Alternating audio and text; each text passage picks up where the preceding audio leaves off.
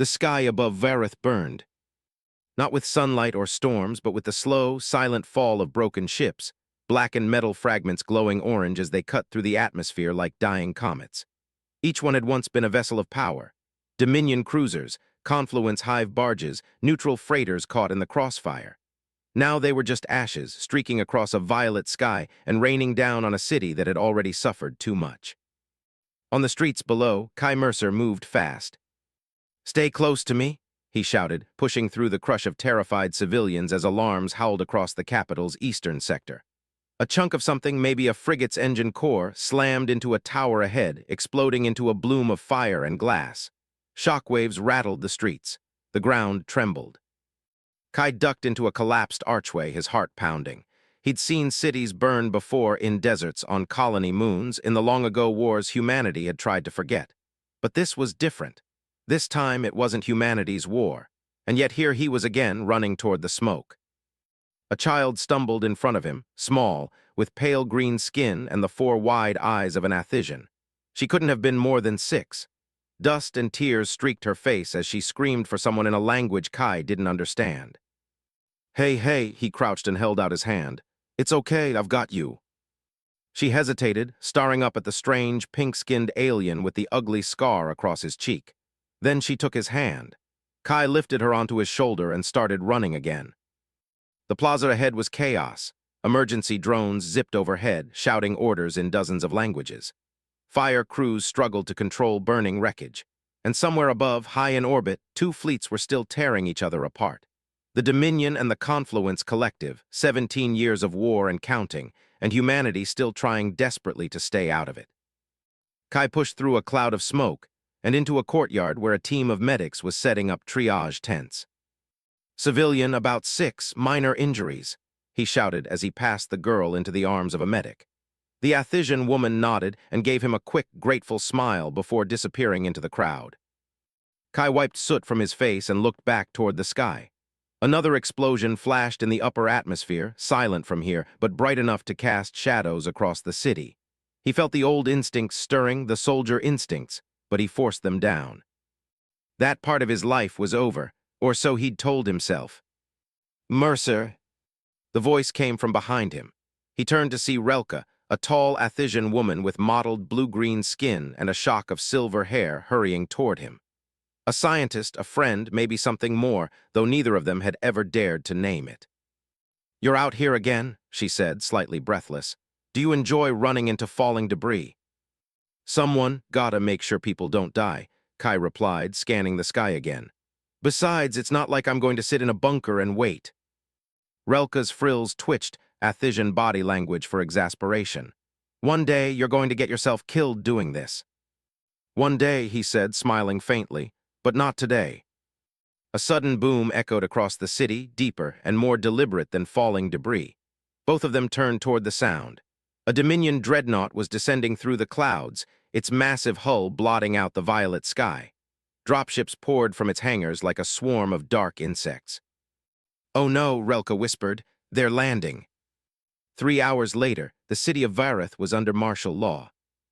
The Dominion banners, blood-red with the sigil of the coiled serpent, hung from government towers. Armored troops patrolled the streets in precise formations. Loudspeakers announced curfews and decrees in cold, mechanical tones. Kai watched it all from the balcony of his workshop in the Undercity. He had seen occupation before. It always started the same way, order and promises, then checkpoints and disappearances. The Dominion called it stabilization. He called it what it was, conquest. Relka joined him on the balcony, her hands clenched. "They said they were here to protect neutral space. Lies, they want the ports, the trade routes." "They want everything," Kai muttered. A sharp beep cut through the air. A holoscreen on the wall blinked to life, displaying the seal of the Galactic Council. The face that appeared belonged to High Arbiter Sarek, crystalline and emotionless. "Attention, citizens of the Council worlds," the Arbiter's voice boomed. "Today, the Sovereign Dominion has presented evidence that humanity, a junior member species, has engaged in acts of sabotage and unauthorized military aid to the Confluence. The Dominion demands immediate surrender of all Terran colonies beyond the Sol sector." Relka turned to him, horrified. "Sabotage, that's a lie." Of course it is, Kai said bitterly, but lies don't matter if they're useful. The transmission ended. Silence hung between them. Humanity had worked for 50 years to build trust in this galaxy, to prove they were more than primitives with stolen tech. Now it was crumbling, and no one would stand up for them. There was a soft knock on the workshop door. Kai frowned. It was late, too late for visitors. He checked the small holoscreen by the entrance. A Dominion officer stood there alone, his black armor gleaming under the streetlights. "Mercer," the soldier said when the door opened. His voice was low and smooth, like a knife sliding into a sheath. "We need to talk." Kai kept his hands visible. "I'm just an engineer. What could the Dominion possibly want from me?" "Information," the officer said simply. "We know you have connections to Terran intelligence. We know you've been in contact with resistance networks. Cooperate, and you and your people might be spared when the reckoning comes." "And if I do?" The officer's smile didn't reach his eyes. "Then you'll burn with the rest of them." He handed Kai a small encrypted datapad and turned to leave. "Consider carefully. The next time we speak, your answer will determine the fate of your species." The door hissed shut, leaving Kai alone with the datapad in his hand. He stared at it for a long time. Every instinct told him to smash it, to throw it into the nearest furnace. But curiosity and something darker made him keep it. Relka stepped into the room, her eyes wide. What did he want?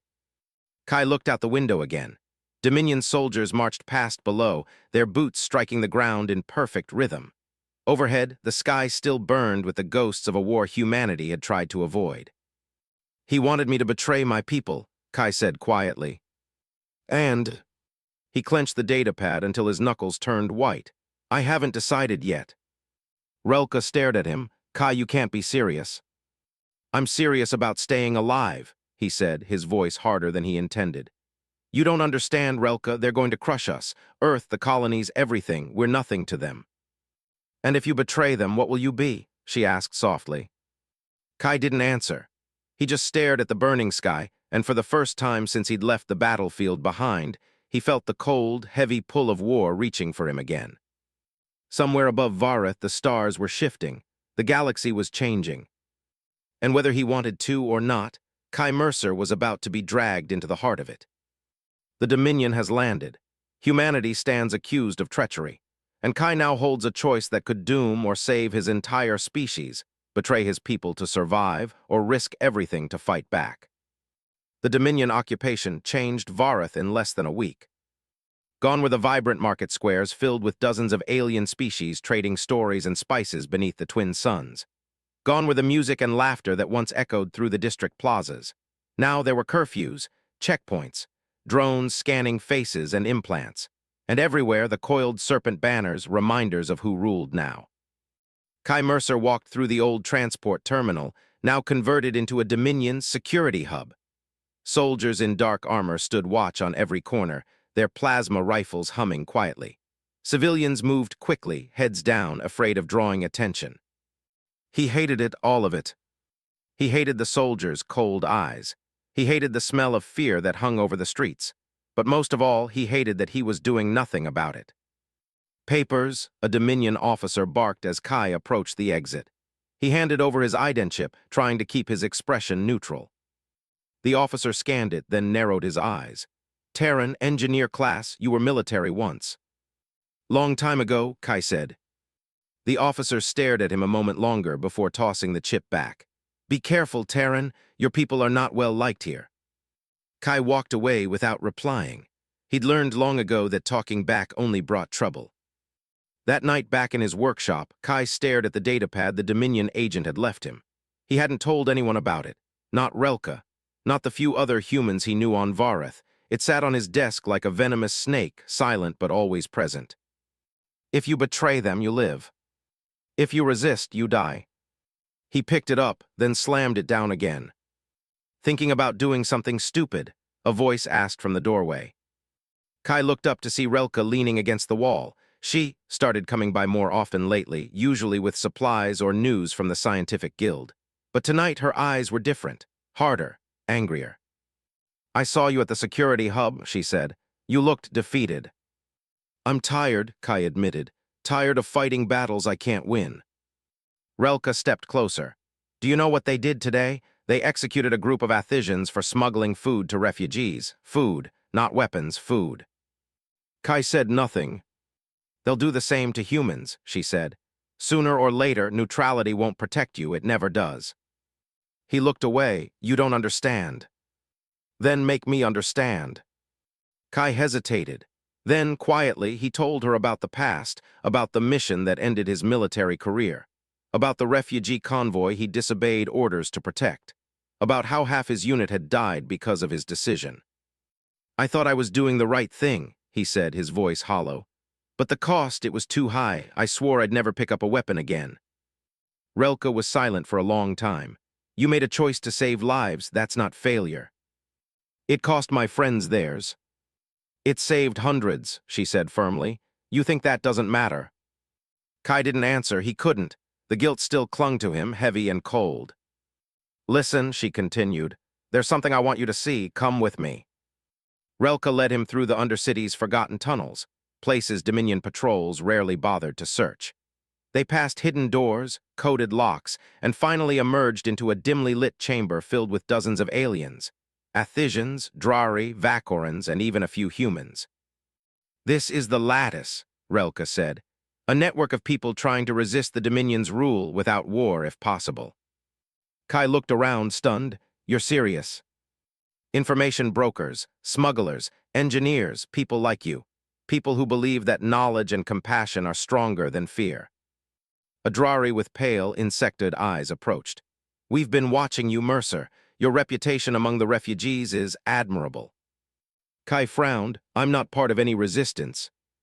Not yet, the Drari said with a faint smile.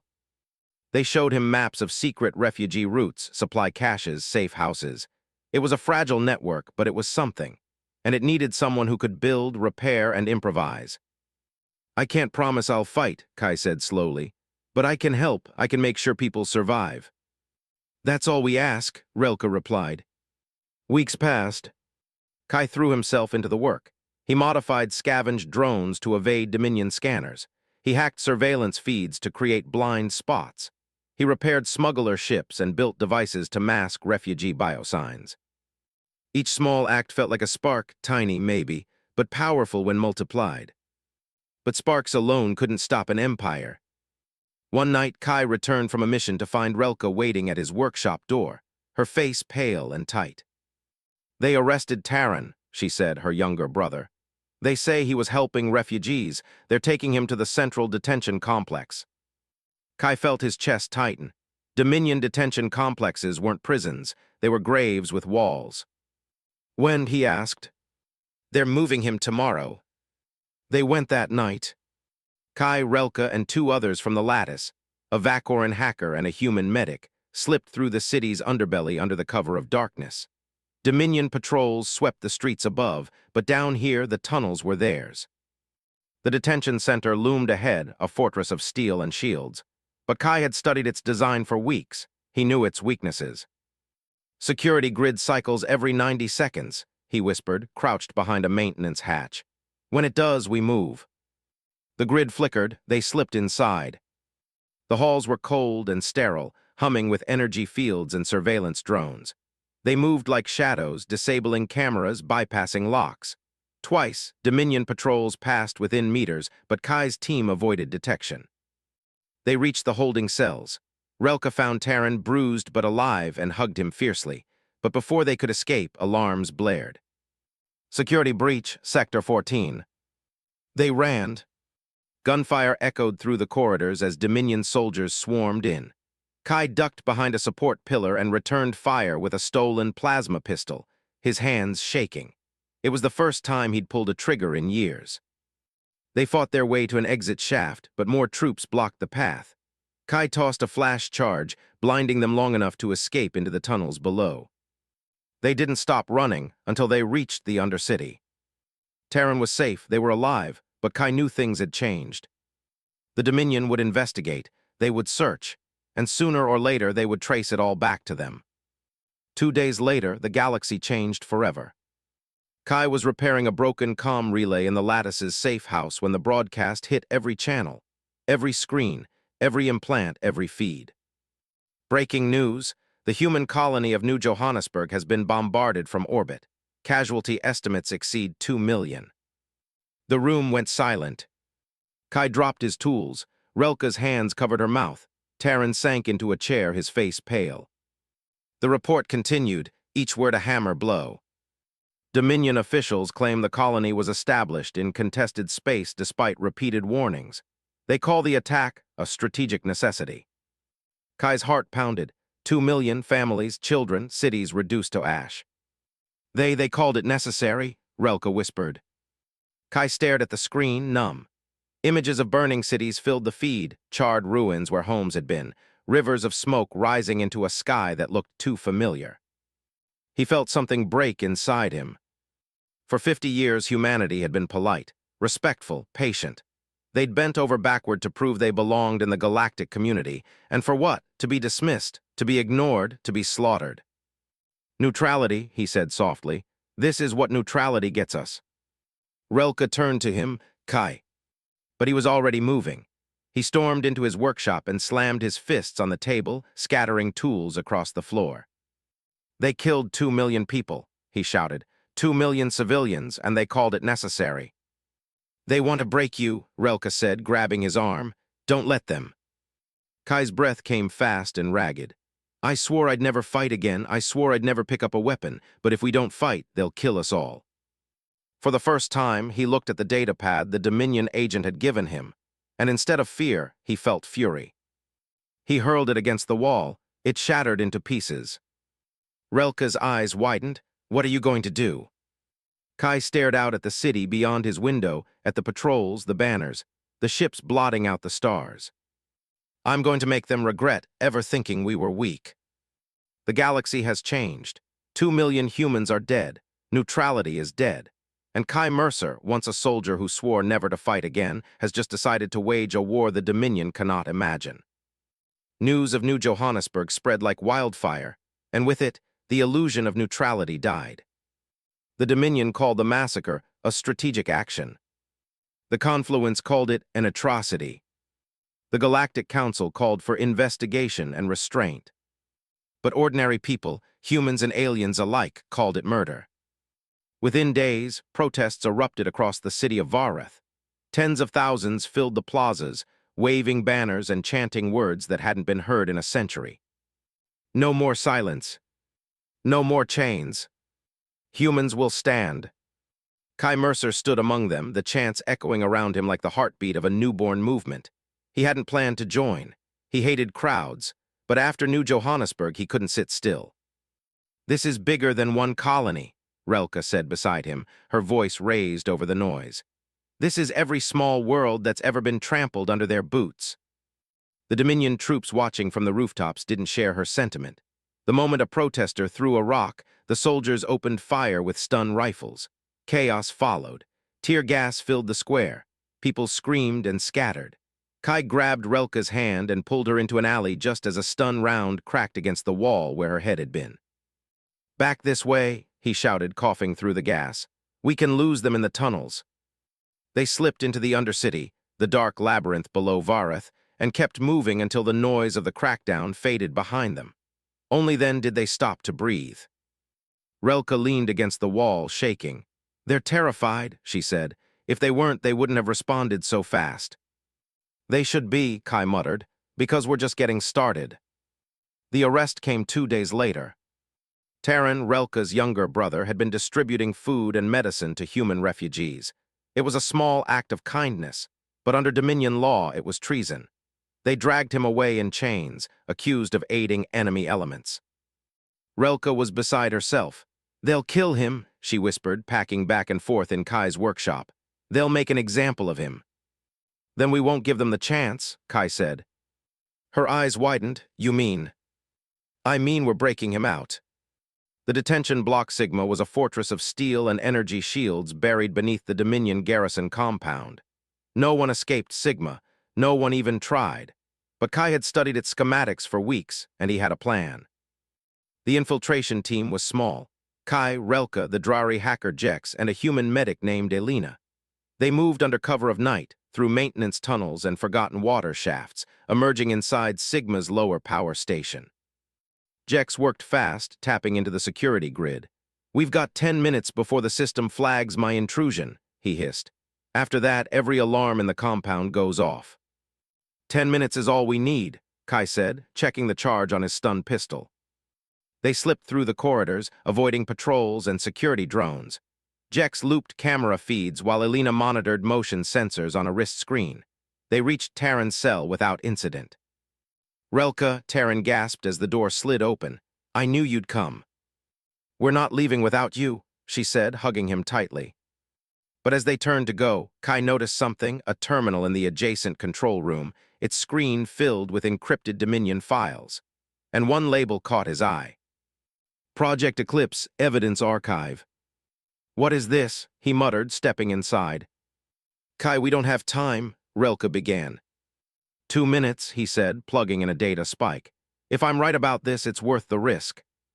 The files decrypted faster than he expected, and what he saw made his blood run cold.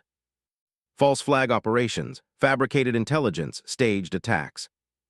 The Dominion had been manufacturing evidence to frame humanity, destroying their ships, sabotaging their colonies, even killing their own civilians to justify retaliation. It was all there, every atrocity, every lie. Kai Jex hissed, "Time up." He yanked the data spike free and shoved it into his belt. "Let's move." They barely made it out. As they reached the tunnel exit, alarms screamed through the facility. Drones swarmed. Soldiers flooded the corridors. Blaster fire followed them down the maintenance shaft. "Go, go, go," Kai shouted as they ran through the Undercity, Terran limping from an injured leg. Elena dragged him along while Relka covered their retreat with stolen grenades. They burst into the night, gasping for air as the Dominion lockdown spread across the city. But they were alive, and they had something more valuable than freedom, the truth. 2 nights later, the files hit the galaxy. Jex and the Lattice broadcast the evidence across thousands of communication channels. It spread like fire, shared, copied, analyzed. Dominion crimes laid bare for all to see. The fabricated proof, the orchestrated massacres, even orders directly signed by High Command. Some believed it immediately, others called it propaganda. The Council called for an investigation that would take several months. But the spark had been lit, and it could not be contained. On dozens of worlds, protests grew into riots. Refugee groups turned into resistance cells. And across the human colonies, something deeper stirred: anger, grief, and a cold, focused determination. Kai didn't get to see the reactions.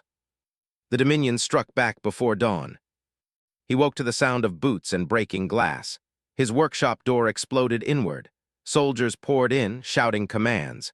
Kai reached for his pistol but was slammed to the ground before he could aim. "Hands where we can see them," one soldier barked, forcing his face into the floor. Another rifle butted him across the jaw, stars exploding behind his eyes. "Where is the Athisian?" the commander demanded. Kai spat blood. "Which one?" "The traitor scientist, Relka." "I don't know," he lied. The rifle slammed into his ribs this time. "You're lying. We traced the broadcast here. You were part of it." They dragged him into the street, his wrists bound behind his back. Dominion banners fluttered overhead, mocking him. Neighbors stared from their windows, some fearful, some sympathetic, all silent. A transport shuttle waited at the corner, its cargo bay open like a hungry mouth. "Where are you taking me?" Kai asked. "Interrogation," the commander said coldly, "and then trial if you survive the first part." Kai's heart pounded. He knew what interrogation meant. People didn't come back from Dominion interrogation centers. But as they shoved him toward the shuttle, a voice cut through the noise. "Stop." He turned his head just enough to see Relka, standing at the end of the street, her hands raised. "Let him go," she shouted. "I'm the one you want." "No," Kai shouted, struggling against his captors. "Don't." But the soldiers were already moving. They swarmed her, knocking her to her knees. One slammed a stun collar around her neck. Another shoved a rifle into her back. Relka's eyes met his as they dragged her past. "It's okay," she whispered, even as fear trembled in her voice. "I'll be fine." "Relka," Kai shouted, his voice raw. "No, don't do this." She was thrown into a separate transport. The doors slammed shut. Engines roared, and just like that, she was gone. The shuttle carrying Kai stopped abruptly. The commander leaned close, his scaled face twisting into a cruel smile. "Change of plans," he said. "We don't need you anymore." And then he drove the butt of his rifle into Kai's head, and everything went black. When he woke, he was lying on a cold metal floor. His wrists were free. His head throbbed. Around him were familiar faces, Jex, Elena, and two others from the lattice. They'd broken him out, somehow. "You're lucky," Jex said, helping him sit up. "We hit the convoy before they reached the main facility." Kai's first words were hoarse and broken. "Relka." Jex's expression fell. "They took her to an undisclosed location, we don't know where."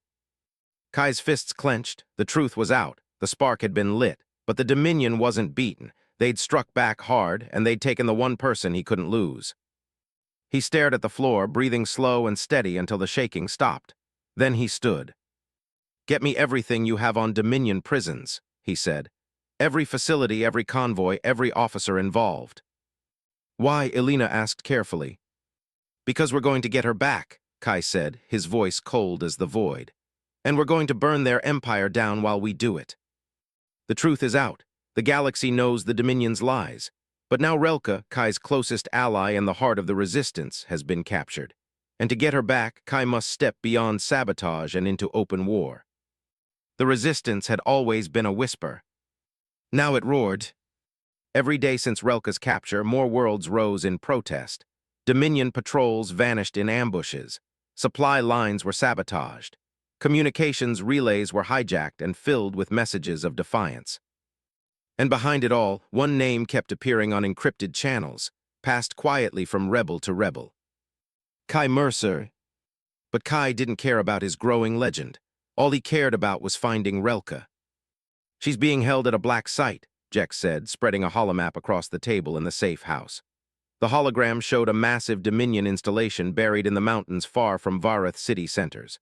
Facility designation, Obsidian Spire, off the books. No council oversight, no legal records. "How certain?" Kai asked. 87%, Jex replied. "We intercepted a convoy manifest listing an Athesian scientist transferred under special classification. It matches her profile." Kai studied the map. The spire was heavily fortified, layered shields, orbital guns, drone swarms. A direct assault would be suicide. "We can't do this alone," he muttered. "We're not alone," Jex said, exchanging a glance with Elena. "There's someone you should meet." The transport ship was old and unmarked, its hull pitted from decades of micrometeorite impacts. Kai followed Jex through a hidden docking tunnel into its dimly lit interior. The air smelled of oil and ozone, familiar, almost comforting. A door slid open. Inside stood 4 humans in combat armor, each bearing the emblem of the Terran Defense Directorate, the shadow organization humanity pretended didn't exist. "Mercer," said the man at their head. His hair was silver, his jaw scarred. "Captain Elias Dre, TDD Special Operations." "I thought Earth was staying out of the war," Kai said carefully. Dre smirked. "That's the story we tell the Council. The truth is, we've been preparing for this war for 20 years. He tapped a command on his wrist console. The walls of the chamber shifted into a holomap of deep space. Hidden stations, covert shipyards, stealth fleets, entire armadas built in secret. "We never wanted this fight," Dre said. "But we always knew it would come, and now that it's here, we're done hiding." Kai stared at the display, stunned. "How many ships?" "Enough to make the Dominion bleed," Dre replied. "But not enough to win if we fight their war. We have to fight ours asymmetric, unpredictable on our terms." "And the Spire?" Kai asked. Dre's smile faded. "We're planning an infiltration strike. Small team, fast, in and out before they know we're there, but we'll need your intel and your skills." Kai didn't hesitate. "I'm in." They struck 3 nights later. The Aegis, a stealth corvette invisible to Dominion sensors, dropped Kai's team in the mountains 30 kilometers from the Obsidian Spire. The plan was simple. Infiltrate the facility, locate Relka, extract her, and exfiltrate before reinforcements arrived. They moved under the twin moons, their exosuits blending into the rocky terrain. Dominion patrols swept the perimeter, but they avoided them, slipping through shadows like ghosts. At the Spire's perimeter, Jex hacked the shield gate. 2 minutes, he whispered. Then the system resets. They slipped through. The facility was a monolith of obsidian black metal rising from the mountainside, windowless, silent, alive with the hum of buried power. Inside, sterile corridors stretched like veins through the heart of the beast. Elena neutralized the sensors. Dre's soldiers disabled the guards. Kai led them deeper, his memory of Dominion architecture guiding them toward the detention sector. They found her on the 4th level, restrained in a containment field, bruised, weakened, but alive. "Relka," Kai whispered, deactivating the field. Her eyes fluttered open. "Kai, you came." "Of course I did," he said, lifting her gently to her feet. "We're going home." But as they turned to leave, alarms screamed through the facility. "They know we're here," Jex shouted. "Security teams inbound." "Move," Dre barked. They ran. The corridors became a storm of blaster fire and explosions. Dominion soldiers poured from every side, their rifles spitting blue plasma. Kai fired back, his aim deadly precise despite the chaos. 1 shot, 2, 3. Every pull of the trigger felt like shedding another layer of his past, the part of him that swore he'd never fight again. "Elevator shaft ahead," Elena shouted. They dived inside, rappelling down as alarms echoed above. The shaft opened into a maintenance bay, their extraction point. But as they reached it, a new sound filled the air. A deep, rhythmic thrum, the sound of warships descending. "Dropships inbound," Jex said, checking his scanner. "Too many to fight." Dre looked to Kai. "We hold them off, you get her out." "No," Kai said, "we all go." Dre's expression softened. "You don't get it. If we die here, the Directorate stays secret. If we're captured, Earth's involvement is exposed before we're ready. This is bigger than us." Kai shook his head. "I'm not leaving you." Dre shoved a detonator into his hand. "You are. That's an order, Sergeant." Kai froze. It had been years since anyone called him that. Dre grinned faintly. "It's been an honor, Mercer. Go make them pay." Kai hesitated only a moment before grabbing Relka and running for the evac tunnel. As they climbed aboard the extraction shuttle, the mountain shook. The spire exploded behind them in a blinding plume of fire, the Directorate team's final act of defiance. They made it back to orbit. Relka was safe, but the cost was heavy. Kai stared out the viewport as the Aegis cloaked and slipped into deep space. Below, the Dominion's mountain fortress burned, and with it, any hope of staying in the shadows. "We just painted a target on humanity," Elena said quietly. "Good," Kai replied. "It's time they knew we're not prey." They returned to Vareth as heroes among the resistance. The evidence Kai had stolen months ago now combined with the proof of Dominion torture and executions from the spire. Public opinion shifted. Entire species began to question their allegiances. Some even pledged covert aid to humanity. The Dominion's response was swift and brutal. A week later, the galaxy woke to a message broadcast across every channel. A towering Dominion general filled the screen, his scaled face twisted in fury. "Humanity has violated every treaty. They have attacked a lawful facility, murdered our citizens, and waged war without declaration. Their treachery will not go unanswered." Then the image changed, a tactical map of Sol's space. "Earth will fall," the general declared, "and with it the human stain will be wiped from the stars." A countdown appeared beneath the map. Fleet deployment, 31 standard days. Estimated invasion force, 5,000 warships. Silence filled the room as the broadcast ended. Jex swore softly. Elena's face went pale. Even Relka, always the optimist, looked shaken. "They're really going to do it," she whispered. "They're going to burn your homeworld." Kai said nothing. He just stared at the countdown, his hands clenched into fists. For centuries, humanity had been mocked, ignored, treated as children stumbling among the stars. They had bowed, they had begged, they had tried peace. And this was their reward. "Then we'll be ready," Kai said finally. "Ready," Jex echoed. 5,000 ships, Kai, 5,000. Kai turned to face them, eyes blazing with something they had never seen before, not fear, not rage, but resolve. "You said they want war," he said. "Then let's give them one they'll never forget." The rescue is a success, but the cost is humanity's secrecy. Now exposed, they face the full wrath of the Dominion, a 5,000-ship invasion fleet heading for Earth. The countdown to humanity's greatest battle has begun. The countdown ticked away like a heartbeat. 31 days, then 20, then 10. And on the morning of the 31st day, when the twin suns of Sol burned bright above a blue and green jewel of a planet, the Dominion came. Their fleet was a living wall of metal and fire, 5,000 warships, their hulls bristling with cannons, launch bays, and the cruel insignia of the sovereign Dominion. They emerged from faster-than-light space in a shimmering wave, blotting out the stars. For centuries, they had crushed every species that stood against them. This was just another campaign, another lesson to teach the children of the stars their place. Admiral Corrin, commander of the Dominion 15th Fleet, studied the tactical display. 300 ships, he scoffed. Is that all? The Dominion bridge officers laughed. A single breath, a single strike, and Earth would burn. Kai Mercer watched them come from the TCS Dauntless, humanity's flagship, orbiting at the edge of the Sol system. His heart pounded as the tactical map filled with enemy signatures, a tidal wave of death sweeping toward home. 300 ships ready for intercept, reported Captain Elena Reyes, now commander of the Dauntless. They think that's all we've got. Let them, Kai murmured. The surprise works better that way. Beside him, Relka studied the incoming data streams, her frilled crest trembling with nervous energy.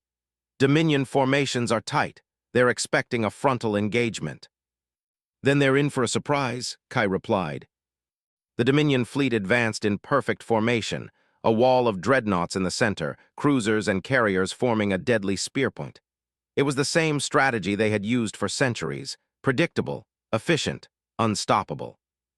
At least until today. Signal the fleet, Kai said. Phase 1, Phantom Dawn.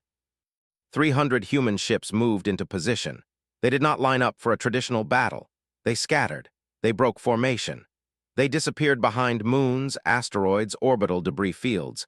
Dominion sensors struggled to track them. They had never seen an enemy refuse to engage directly.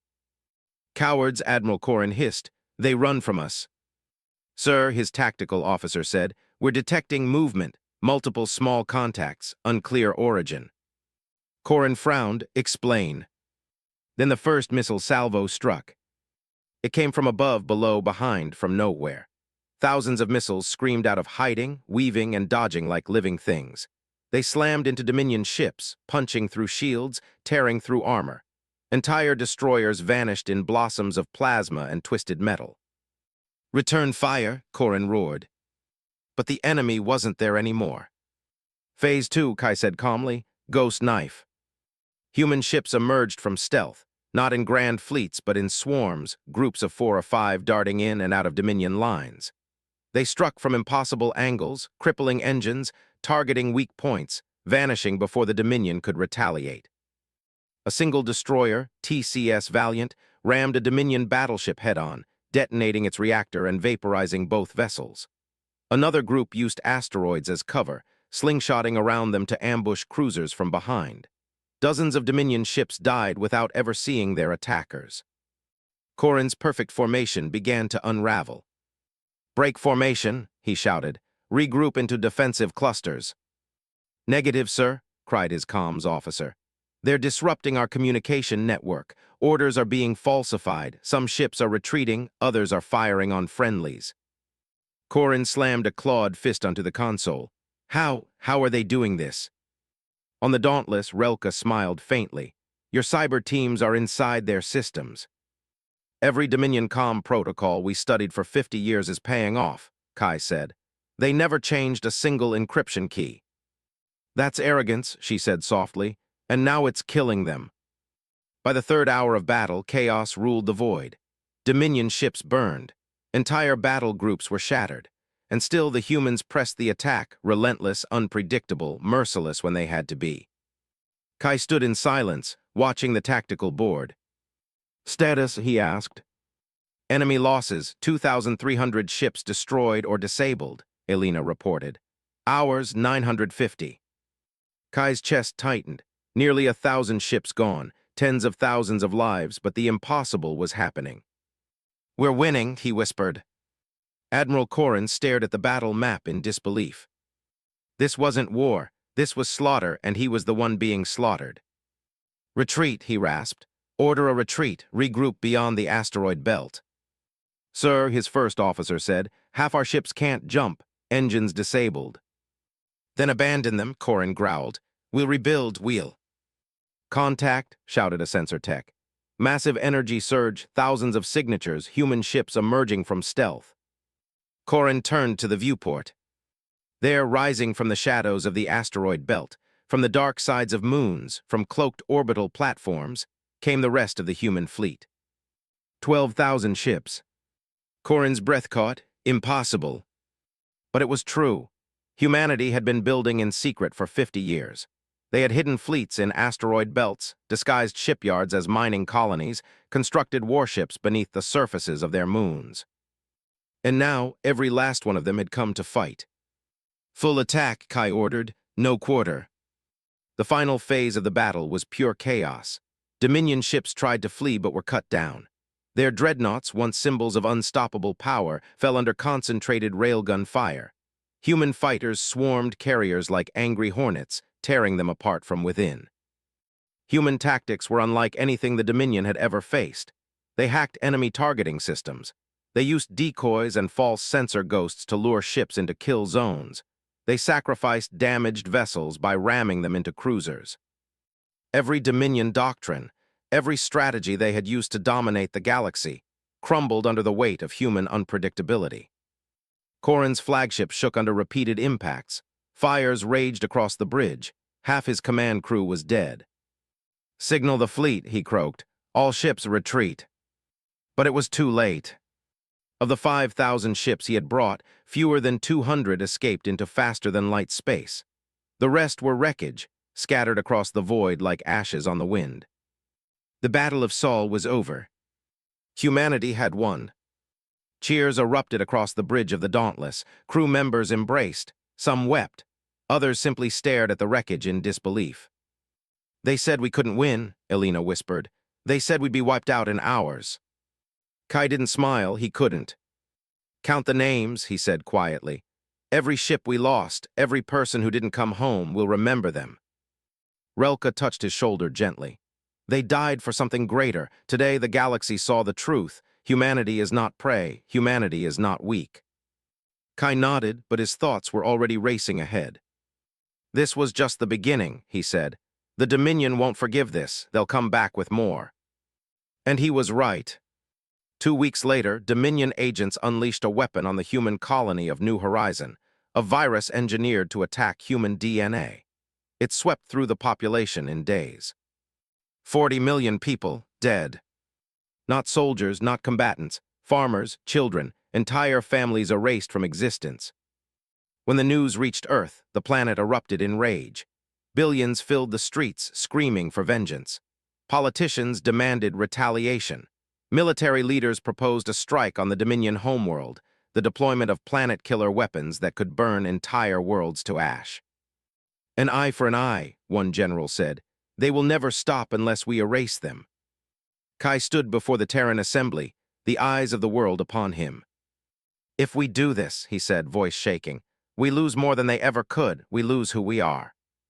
Then what do you propose? Someone shouted. How many more must die before we stop them? Kai stared at the screen showing the dead of New Horizon. Faces, names, lives stolen by hatred. I don't know, he whispered. But I know this, revenge won't bring them back. It will only destroy us too. Later that night, as Earth mourned and the galaxy held its breath, a message arrived from deep within Dominion space. A group of high-ranking officers wanted to meet. They claimed the Dominion was fracturing, that not all of them supported the genocide, that they had a plan to end the war without annihilation. Kai stared at the encrypted message, his reflection ghosted over the words. It could be a trap, it could be the one chance for peace. Either way, the next move would change everything. Humanity wins the impossible, but the Dominion's cruelty escalates. 40 million dead. The call for vengeance rises, and in the midst of fury, a mysterious message arrives, offering a different path. The faces haunted Kai in his sleep. Men, women, children, all of them gone, erased by a weapon designed to kill only humans. 40 million lives snuffed out in days, the largest act of genocide in recorded history. And the galaxy had done nothing. The Dominion called it a military necessity. The Galactic Council issued strong condemnations and then returned to their debates. Neutral species held vigils, then turned their eyes away. Only humanity burned. Cities on Earth swelled with furious crowds. Memorial walls stretched for kilometers. Recruitment stations overflowed with volunteers. Everywhere Kai looked, there was one message shouted from a billion throats. Burn them all. The Terran Assembly met in a secure chamber on Luna, deep beneath the silver-gray soil. It was the most important meeting since humanity had joined the Galactic Council. The Prime Minister, the Defense Command, the Fleet Admirals, and Kai Mercer, now humanity's most trusted advisor, all sat around a single steel table. Fleet Admiral Jackson's voice was cold. We have the capability. A hologram filled the room, Dominion Homeworld, a sprawling planet of black oceans and golden cities. Our orbital deterrent platforms can deploy a Class Omega device. A single strike would incinerate the surface. No survivors, no fleet, no empire. Silence filled the room. That's genocide, Kai said quietly. They started this war with genocide, snapped General Han. They wiped out New Horizon without a second thought. Are we supposed to show mercy to murderers? They're monsters, another commander said. If we don't end them now, they'll regroup, they'll come back stronger. And what happens after? Kai asked. What happens when the galaxy sees us burn a planet to ash? Do we become the new Dominion, the new monsters everyone fears? They'll fear us, Jackson said, and they'll never cross us again. Kai slammed his hand on the table, and we'll never be able to say we're better than them again. The room fell silent again. Prime Minister Okonkwo's eyes were tired. She had aged years in months. What do you propose, Kai? The people want blood. If we refuse, they'll tear this government apart. We tell them the truth, Kai said. That revenge won't bring our people back. That genocide won't heal our wounds. That if we destroy the Dominion's homeworld, we lose everything that makes us human. And if they don't believe you? Jackson asked. Kai looked around the room at the faces of people he'd known for years, people who had fought and bled and sacrificed everything. Then I'll make them believe. 3 days later, an encrypted transmission arrived from deep Dominion space. It was short, simple, and impossible. We are not all your enemies. We want this war to end. Meet us. The message was signed by 3 Dominion High Command officers, General Thrauz, Admiral Vinhir, and General Seshka. All of them long-serving, all of them powerful. All of them, if intelligence was to be believed, disgusted by the genocide. They could be lying, Relka warned. They probably are, Elena said. They might also be our only chance, Kai replied. The meeting was arranged on Station Ecliptica, an abandoned trading outpost floating in the shadow of a dying star. No fleets, no armies, just one human shuttle and one Dominion transport. This is insane, Elena said as they docked. If it's a trap, we're dead. If it's not, Kai said, we might save billions. The airlock hissed open. 3 Dominion officers waited inside. Their scales were dulled with age, their eyes weary. They did not draw weapons, they did not posture. Ambassador Mercer, said General Thrauz, thank you for coming. I almost didn't, Kai said. Your people murdered 40 million civilians. Thrauz lowered his gaze.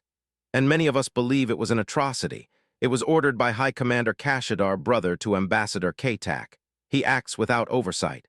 He believes this war must end with humanity's extermination. Then stop him, Kai said coldly. We can't, Admiral Vinhir said. He controls the majority of the fleet. He commands the loyalty of the war machine. But we believe we can remove him if we have your help. Kai narrowed his eyes. You want me to help you stage a coup? We want peace, Thrauz said. But as long as Kashidar lives, there will be no peace. They laid out their plan. Dominion officers sympathetic to peace would stage uprisings across key fleets and planetary commands. At the same time, human forces would launch a surgical strike on the Dominion capital to capture Kashidar alive. With him gone, the Dominion government would have no choice but to sue for peace or collapse entirely. And if it's a trap, Elena asked. Then we die, Kai said. But if it isn't, this ends without burning a planet. Relka placed a hand on his shoulder. You still believe peace is possible? I believe we have to try, Kai said softly. Because the alternative is becoming the thing we're fighting. The plan was the most ambitious operation in human history. It began with whispers, Dominion fleets rebelling, loyalist forces thrown into chaos. Then, without warning, human armadas jumped deep into enemy territory. Battle raged across dozens of systems, but the focus was one target, the Sovereign Citadel, the Dominion's most fortified command complex. Kai wasn't on the bridge this time. He was on the ground leading the strike team. The drop pods screamed through the atmosphere of the Dominion homeworld. They burned through thick black clouds and slammed into the capital city like thunderbolts. Kai's boots hit alien stone. Around him, squads of human marines moved with precision, clearing streets, disabling defenses, cutting through resistance. Rebel Dominion troops joined them, firing on their former comrades. The citadel loomed ahead, a colossal structure of dark metal and carved stone. Its spires pierced the blood-red sky, and its walls pulsed with shield energy. "Breach point ahead," Elena said. "Security is heavy." "They'll expect a frontal assault," Kai said, "so we'll give them chaos." They split into 5 teams, striking from multiple entry points simultaneously. Explosions ripped through the citadel's defenses. Soldiers poured in through shattered walls and blown-out gates. The fighting was brutal, close quarters, hand-to-hand, every hallway a slaughterhouse. But the plan worked. Resistance thinned. Elena's team secured the control center. Relka's infiltration unit disabled the shield generator. And Kai reached the command chamber. High Commander Kashidar waited there. He was enormous, even for a Dominion nearly 9 feet tall, his scales black as obsidian. His eyes burned with cold fury as Kai stepped into the chamber. "So," Kashidar rumbled, "the ape comes to kill a god." "I'm here to arrest a murderer," Kai said, rifle raised. "For war crimes, for genocide." "Justice?" Kashidar laughed, a deep, terrible sound. "You speak of justice while invading my home, while conspiring with traitors. We're nothing like you." "You are exactly like us," Kashidar snarled. "You slaughter our soldiers, you burn our ships, you speak of peace while bringing war. You are Dominion, you just refuse to admit it." "Maybe," Kai said, "but we're trying to be better." He gestured with his rifle. "On your knees, hands behind your head." For a moment, Kai thought he'd refuse, thought he'd fight to the death, but slowly Kashidar knelt. "You can't stop the Dominion," the warlord hissed. "Even if you kill me, there are millions who believe as I do, millions who will never surrender." "No," Kai said, "but we can start with you." Kashidar was taken into custody. The citadel fell. Across Dominion space, the rebellion spread. Fleet after fleet switched sides. Whole worlds rose in defiance. Within days, the Dominion Council was forced to act. They called for a ceasefire. They requested negotiations. The war, for the first time, had a chance to end. But Kai felt no triumph. He walked through a medical ward filled with the wounded human and Dominion alike. He passed rows of bodies covered with sheets. He watched Relka kneeling beside a dying Dominion soldier, holding his hand as he slipped away. "Why?" Kai asked softly. "Because he's dying," she said, "and no one should die alone." Kai turned away, his chest heavy. They had done the impossible. They had brought the Dominion to its knees. But the cost was measured in oceans of blood, and he knew it wasn't over yet. The negotiations would be brutal. The hatred would linger. The wounds would take generations to heal. And somewhere in the shadows, the fires of vengeance still burned. The Dominion's warlord is captured.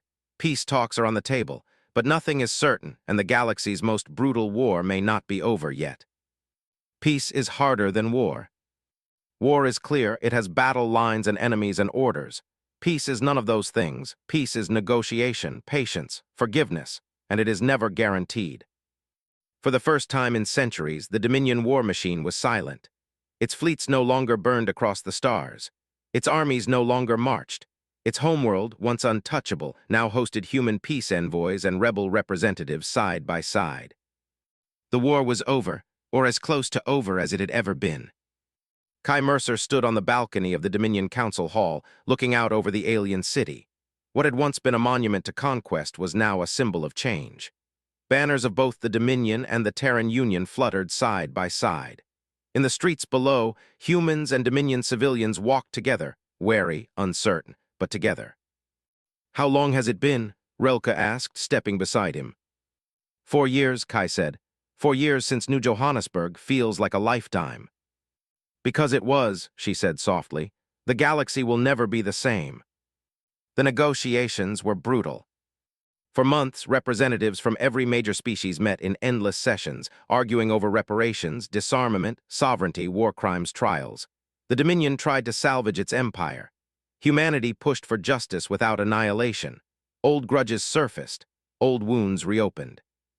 But slowly, painfully, they built something new. The Dominion surrendered its war fleets. It dismantled its orbital weapons. It recognized the independence of every human colony. It admitted guilt publicly for the genocide on New Horizon. And in return, humanity agreed to mercy. No planetary destruction, no extermination. Even Kashidar, the architect of genocide, was tried before a joint tribunal instead of executed in secret. His trial was broadcast across the galaxy. He showed no remorse. He spat defiance until the very end. But he stood in chains. And for the first time in Dominion history, a ruler was held accountable for crimes against another species. It was not vengeance, it was justice. Months turned into a year. A fragile peace took root. Some Dominion worlds refused to accept it and broke away, forming splinter factions that attacked trade routes and border stations. Human patrols hunted them down. Rebel fleets clashed with loyalists. But it was no longer a war of annihilation. It was the slow, messy work of rebuilding. And amid the chaos, something extraordinary happened. Humans and Dominion soldiers began serving together, first as peacekeepers, then as allies. Scientists shared technology. Engineers worked side by side to rebuild cities. Refugees from both sides resettled on new worlds together. Relka spearheaded a cultural exchange program, the first of its kind, pairing human students with Dominion mentors, Dominion scholars with human researchers. It was awkward, it was imperfect, but it worked. And little by little, the hatred that had fueled centuries of bloodshed began to fade. The galaxy had changed, and so had Kai. He was no longer a soldier, no longer a fugitive, no longer a symbol of resistance. He was something else now, a negotiator, a builder, a teacher. He traveled from world to world, speaking not of vengeance but of responsibility, not of victory but of survival. But the scars never left him. Sometimes in the quiet hours, he still saw the faces of New Horizon, still heard the screams from the spire, still tasted the dust of burned-out colonies, and sometimes he wondered if they had done the right thing, if mercy had been worth the cost. It was Relka who always reminded him. If we had chosen vengeance, she told him once, we would have ended the war faster, but we would have lost everything that made us worth saving. 2 years after the signing of the peace accords, the Galactic Council convened on Vareth, the same world where Kai had once lived as an outsider and criminal. Now, representatives from across the galaxy gathered there for a single purpose: the formation of a new order. The Dominion was gone. In its place rose the Conquered of Worlds, a coalition built not on conquest or dominance but on cooperation and shared destiny. Humans were not petitioners or guests. They were founding members. Kai stood at the podium before billions of viewers across the stars. I was born in a time when humanity was seen as weak, he said. When we were treated as children, tolerated, dismissed, ignored, we were told we did not belong among the stars. He paused, scanning the sea of faces, human and alien alike. But the truth is, we are children of the stars, all of us. We are born from them, we return to them, and they belong to no one species, they belong to us all. A hush fell over the chamber. We fought a war that nearly destroyed us because we forgot that simple truth, because we believed power was more important than compassion. But we have seen where that path leads, and we choose a different one. He took a deep breath. Humanity will never again kneel, but neither will we seek to rule. We will build, we will heal, and together, as children of the stars, we will rise. The chamber erupted in applause, thunderous, unending. Kai bowed his head and stepped back from the podium, his heart heavy and light all at once. That night on the balcony of the old Dominion Palace, now the seat of the conquered, Kai and Relka watched the stars. They'll write songs about you, she said, about the man who defied an empire. Kai chuckled. They'll forget me, and that's fine, as long as they remember us. Us, Humans, Athisians, all of us, what we built. She smiled. Do you think it'll last, the peace? Kai was silent for a long time. The stars stretched endless and bright above them, each one a story, a promise, a future waiting to be written. It won't last forever, he said finally. Nothing does. There will be new conflicts, new wars, new monsters. That's the nature of intelligent life. Then what's the point? She asked softly. The point, he said, is that we'll face them together, and every time we'll try to be better than we were before. Years later, children would learn about the War of the Stars in school. They would memorize the names of battles and treaties. They would recite the speech Kai Mercer gave on Vareth, but they would not feel the fear or the hate or the pain that had once ruled the galaxy. To them, the Dominion would be history. The war would be a story, and the stars would not be something to fear, they would be something to reach for. And somewhere, on a quiet world orbiting a golden sun, an old man named Kai Mercer would sit beneath a night sky filled with unfamiliar constellations and smile. Because humanity, stubborn, fragile, brilliant humanity, had done the impossible. They had risen from dust and obscurity. They had faced the might of empires. They had refused to kneel. They had shown the galaxy that compassion is not weakness, that mercy is not surrender, that hope is not naive. And they had proven once and for all that the children of Earth were truly children of the stars. Decades passed, the conquered endured, not without conflict, never without conflict, but with a shared understanding born from the ashes of war. On the anniversary of the Conquered's founding, a small probe launched from Earth toward the void beyond known space. It carried no weapons, no soldiers, only a message etched into titanium, written in 100 languages. We are the children of the stars. We are explorers, dreamers, builders. We come not to conquer, but to learn. And if you find this, know that you are not alone. The probe vanished into the dark. And somewhere light years away, something answered.